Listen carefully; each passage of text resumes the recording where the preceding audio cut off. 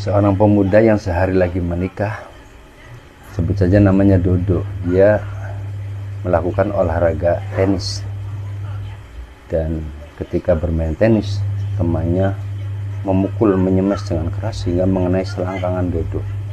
Dodo jatuh tersungkur dan dibawa oleh teman-temannya ke dokter. Ketika di dokter memberi pereda rasa nyakit dan membungkus ya burungnya Dodo diperban karena ada lukanya. Ketika malam pertama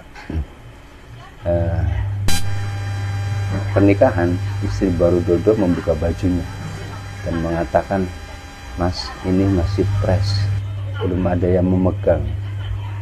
Kemudian Dodo juga membuka bajunya dan celananya, dan burungnya masih dibungkus perban dan mengatakan, "Ini masih terbungkus rapi."